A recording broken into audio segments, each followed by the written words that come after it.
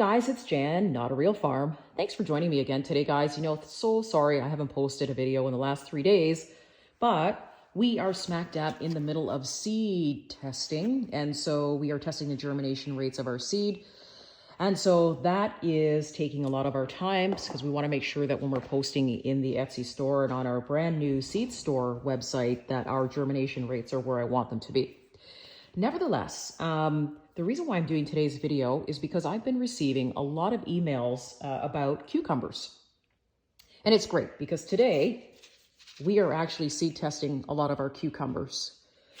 And a lot of the questions that I get are, which are the best ones to grow? And guys, that's all going to do with the different types of growing conditions that you have. And some of you might say, well, that's kind of obvious, Jan. I mean, we do that every year. But one of the things that might get missed is looking at the cucumber glossary when you're actually going through some of the beautiful seed catalogs that actually come through the mail to you before you pick your cucumbers. So there are different kinds of cucumbers that are out there.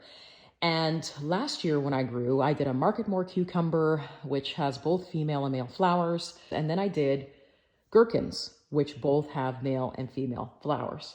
The white cucumbers did amazing. The gherkins did terrible. And the Marketmore sort of got mildew on it. So it was sort of a hit or miss with the Marketmore. But when you receive your seed catalogs this year, take a look because a lot of the seed catalogs come with a cucumber glossary that lets you know exactly what kind of cucumber you're getting. So for example, I'm going to move the camera closer so you can see what I mean and what I'm looking at. So when you open up your seed catalogs, you're going to see something like this. And it's actually in a few catalogs. And I want to thank West Coast Seeds for sending me an actual catalog because they always have a really great informational catalog. So West Coast Seeds, if you haven't tried them out, check them out. I don't have any affiliation with them, but they always put out a really great informational catalog. So if you're interested in growing specific cucumbers, then some of them are bred differently than others. So for example, a burpless. Now, there are people that have issues with digestion. So the burpless is actually bred for digestion. So they're not going to produce, like it says here, the gassiness that some people experience after eating cucumbers. Then you have your gynoecious. So gynoecious cucumbers have mostly female flowers for increased productivity. Then you have your monoecious, which are plants that bear both male and female flowers. And then we finally have our PARTHENOCARPIC, which is all female flowers in order to produce seedless cucumbers. So an example of a PARTHENOCARPIC is this. So I'm going to be growing the artist gherkin this year. And if you look all the way at the bottom, it actually tells you exactly what kind of cucumber it is. So if we refer back to our glossary,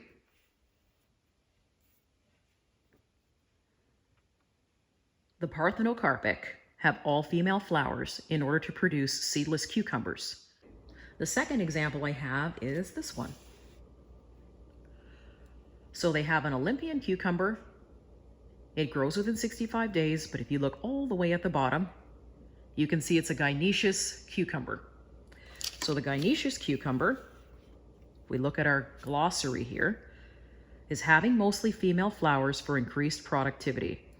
So there's not going to be any male flowers on this particular cucumber. So you're going to get mostly female flowers, which means you're going to get an increased yield of cucumbers.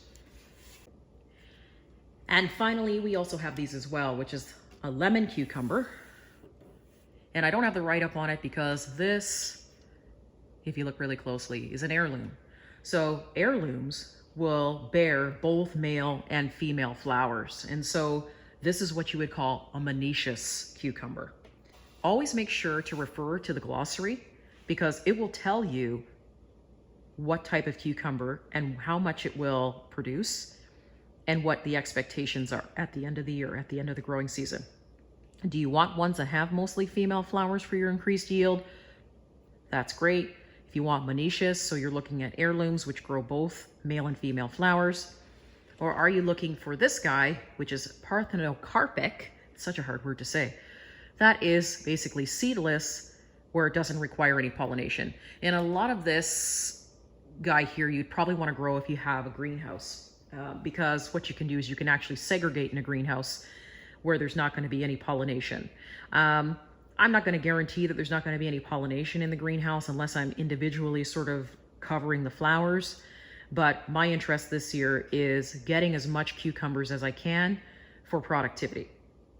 So just bear that in mind when you're looking for, like I said, this year growing season, it's going to be the summer with no sun from what I'm understanding. If you're looking at increased productivity, look at the different types of cucumbers that are out there instead of the regular standbys. Maybe give it a try, see what you think.